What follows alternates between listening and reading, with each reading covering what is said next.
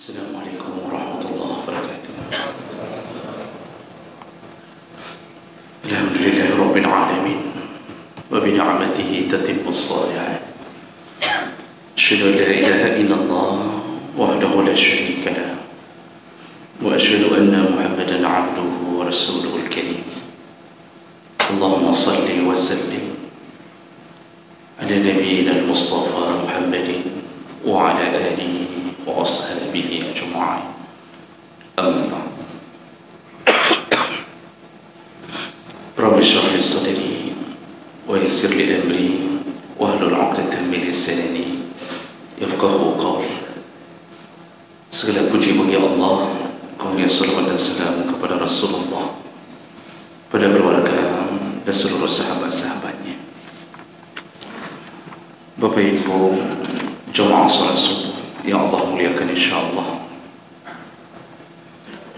di pertemuan kita yang terakhir kita sudah membahas salah satu daripada dosa besar, yaitu mengurangi timbangan, dan ini dengan makna yang luas. Siapapun yang mengambil hak tetapi mengurangi kewajibannya termasuk dari golongan mutaffifin. Tidak mesti mengurangi timbangan atau neraca di toko-toko. Semua yang mengurangi timbangan kerjanya tidak sesuai antara haknya yang diterima dengan kewajiban yang dia lakukan, maka dia jatuh ke dalam golongan orang mutaffif, dan itu terjamin mendapatkan kecelakaan di hari kiamat nantinya. Baik, kita lanjut. Dosa besar berikutnya, al-istidanah ma'aniyatihi adamul wafa, yaitu orang-orang yang berhutang lalu kemudian tidak ada rencana untuk membayarnya. Dia berhutang kepada seseorang dan kemudian tidak terlintas di dalam benaknya sama sekali untuk membayarnya, dan tentu indikasinya dia melupakan hutang itu dan dia tidak merasa bersalah dengan tidak membayar hutang. Dia menyembunyikan dirinya atau berbagai macam indikasi lain, dan ini termasuk salah satu perbuatan yang paling terlaknat, termasuk salah satu yang paling dimurkai Allah, yaitu setelah berhutang tidak ada rencana untuk membayar hutangnya.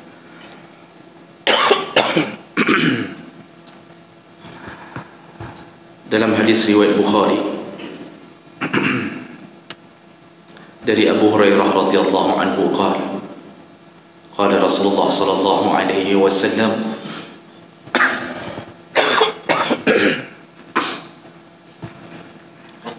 man akhaza amwalan nas yuridu itlafaha atlafahu Allah. Kata Rasulullah, barang siapa yang mengambil harta orang lain, dimaksudnya adalah meminjam, berhutang. Karena kalau mengambil harta dengan cara paksa, itu bisa disebut dengan merampok, mencuri. Rasulullah di sini menyebutkan barang siapa yang mengambil harta orang lain, itu maksudnya dengan cara berhutang, yuridu itlafaha, lalu dia menginginkan untuk menghancurkan harta itu. Maksud menghancurkan harta itu, dia tidak ada rencana untuk membayarnya kembali. Berarti dia telah menghancurkan harta milik seseorang yang orang itu tidak punya harapan uangnya kembali. Apa janji Rasulullah? Atlafahu Allah, maka Allah akan menghancurkan hartanya. Jadi barang siapa yang ingin menghabiskan harta orang keadaan tidak ada rencana untuk membayarnya kembali, maka Allah akan menghabiskan hartanya. hidupnya hancur. Walaupun dia punya harta, dia punya kekayaan, tunggulah kehancuran akibat menghancurkan harta orang lain. Hadis riwayat Bukhari dengan derajat yang sahih. Nah, ini jadi kenapa kita kadang-kadang melihat kehidupan seseorang yang tidak bayar hutang, dia pun dari hari ke hari, tahun ke tahun hidupnya semakin melarat, punya harta, tapi kemudian Allah hancurkan hartanya dengan berbagai cara.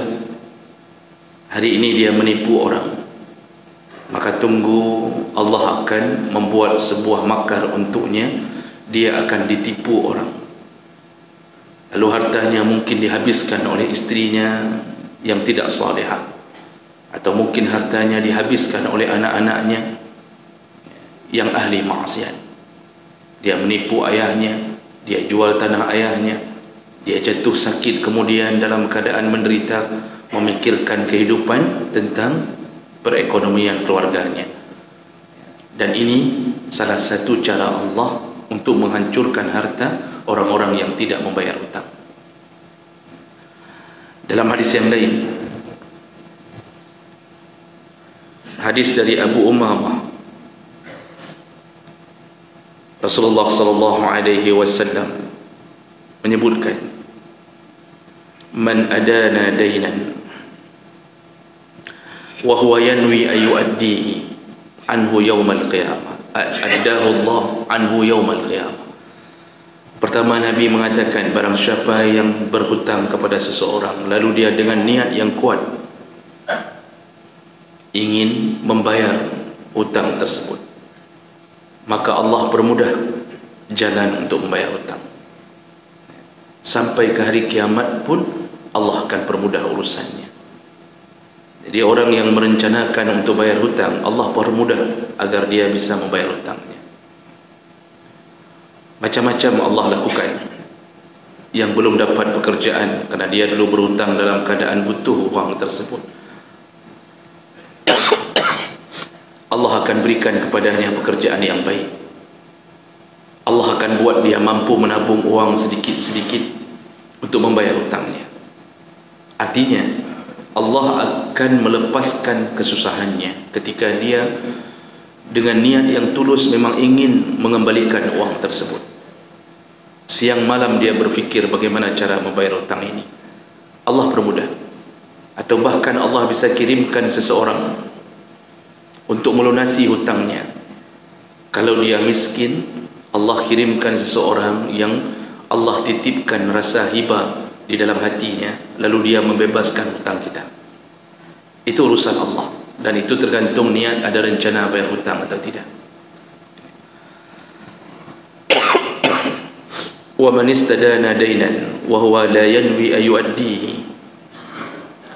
Tapi barang siapa yang berhutang dan tidak ada niat untuk membayar hutangnya, famata, lalu kemudian dia bawa mati hutang tersebut, tidak terbayarkan, dan dia pun tidak ada rencana selama hidup membayar hutangnya, qala Allah azza wa jalla lahu yaumal qiyamah, maka Allah akan mengatakan kepada hambanya yang tidak bayar hutang itu di hari kiamat, dhanantu anni la akhizu li'abdi bihaqqih. Kata Allah kepadanya, apakah engkau mengira bahwa aku tidak akan mengembalikan hak seorang hambaku? Artinya Allah bertanya kepadanya, apakah engkau mengira hutangmu bebas dengan kematian? Apakah engkau mengira hambaku yang telah engkau zalimi tidak aku bela di hari kiamat? Begitu kira-kira maksudnya.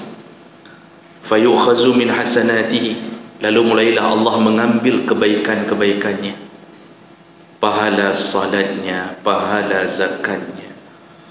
Kalau dia pernah bersedekah, diambil Allah, semua pahalanya diambil, dicukupkan untuk membayar hutangnya.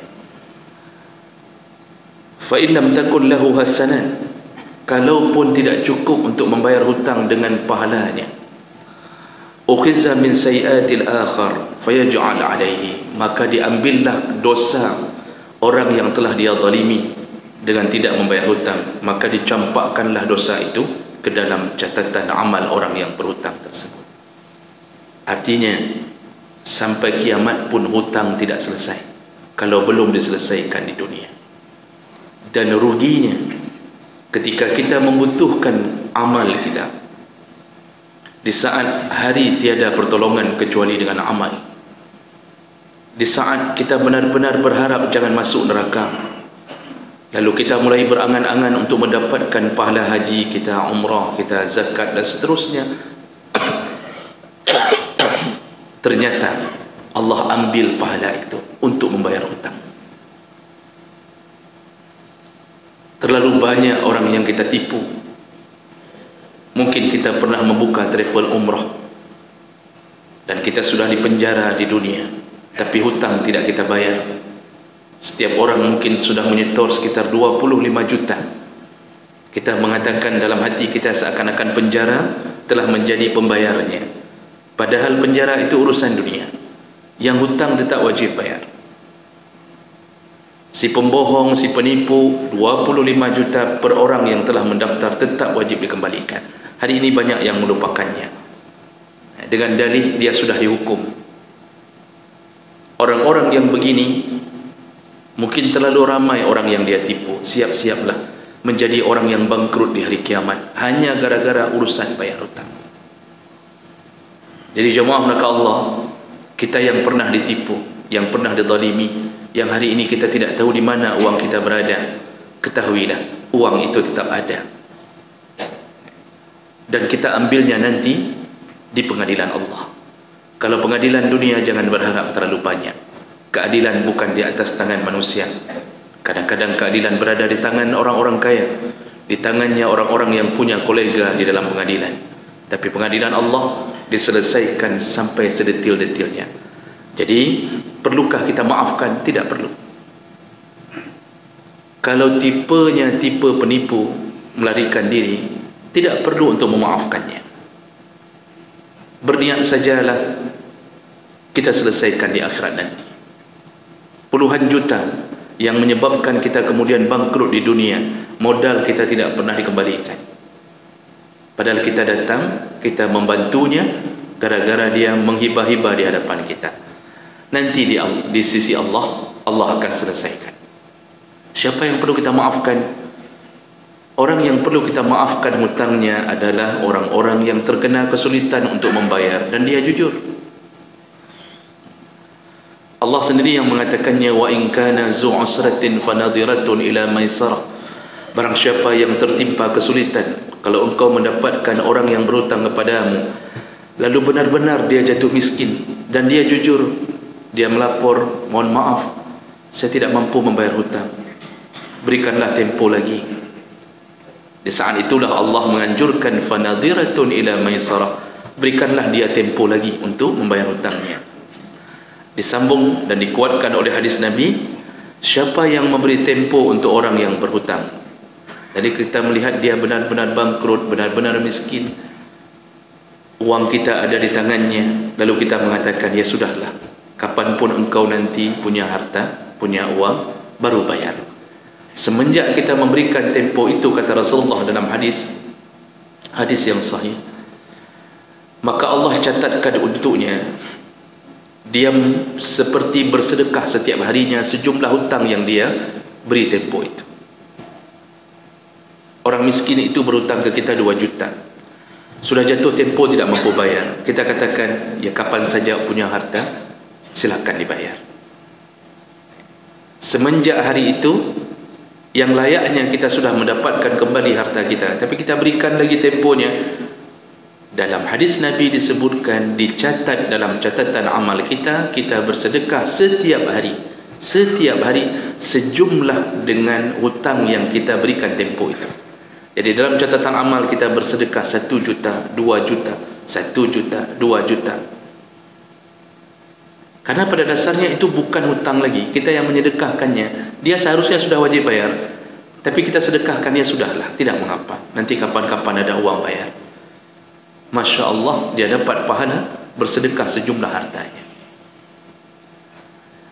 Lalu Allah menyambung, tapi kalau engkau ingin mendapatkan yang lebih besar dari Allah,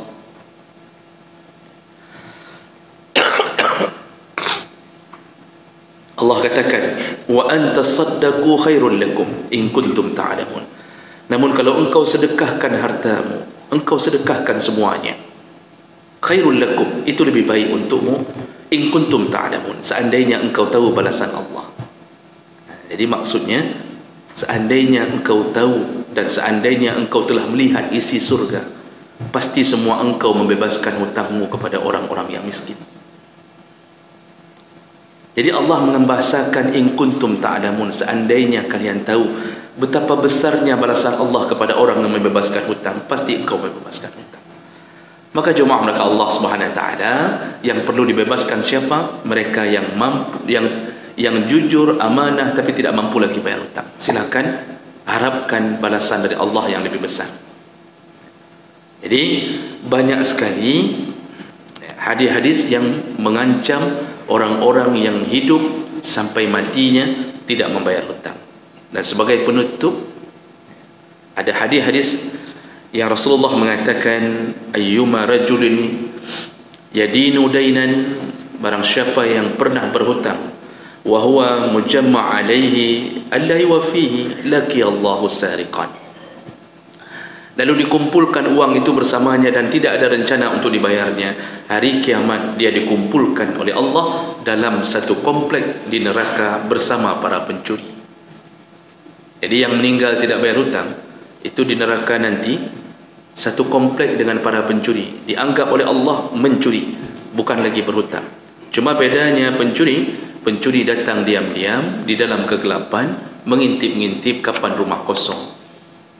Orang berhutang datang di siang bolong, tidak mengendap-endap, datang dengan assalamualaikum, dan tidak menunggu kapan rumah kosong, tapi menunggu kapan yang punya rumah ada di dalamnya.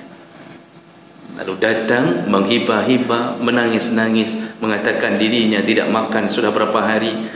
Dengan iman kita berikan, ternyata tidak dibayarkan. Ujung-ujungnya sama dengan pencuri.